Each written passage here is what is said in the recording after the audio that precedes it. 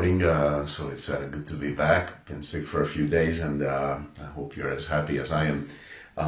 When we became believers, then actually some of the things are so powerful that took place in the time when we believe in Christ.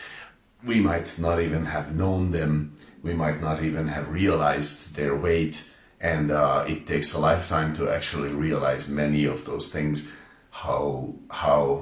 what great import they have in our lives. But one of them is something that we fairly regularly mention, especially because Romans 8:1 says it so clearly, and it is that there is no condemnation for us as believers. And this is a very powerful truth, which means in essence that we do not come under the judgment that awaits sin, and that awaits everyone who decides to ally themselves eternally with sin. And this is Romans 8:1. I mentioned that. I'm not going to read that because we speak so much about that. But Romans 5:24, Jesus said this, "Verily, verily, I say unto you, he that hears my word and believes on him that sent me has everlasting life, and shall not come into condemnation, but is passed from death unto life."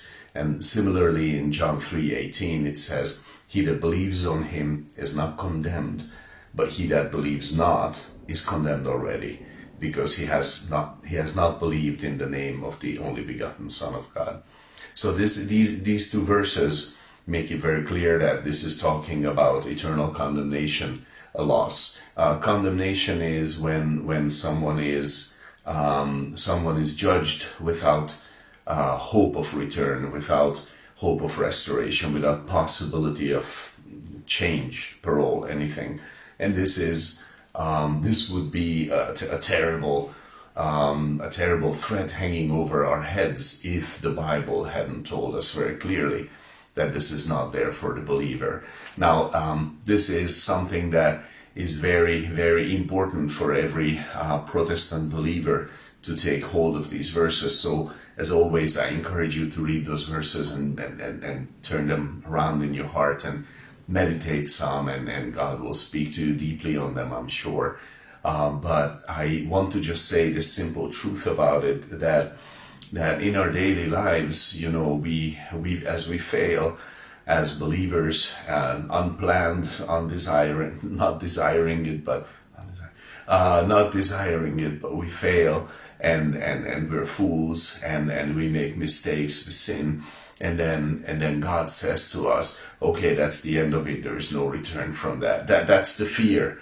That's the fear that guilt kind of places in us. But these verses, the Bible, actually the New Testament, very clearly says that threat is not hanging over our heads. We will never be rejected, and that's what the the no condemnation message is all about. When we became believers, of course, we did not know theology. Well, most of us did not know theology, and we just simply believed on Christ. And as that happened, this condemnation sort of left the picture. So most of us those of us who have not come to Christ from a Christian religious background, we have only found out about condemnation once it has left the room. And that's a wonderful way to find out about, Mr. Condemnation. We're not so interested anyways. But there can be an accusation from the atmosphere, from the devil, from our sick conscience, and we can sometimes wonder, if we may perish still. But God clearly tells us, hey, this is not who you are in my eyes. This is out of the picture for you. There is no condemnation in Christ.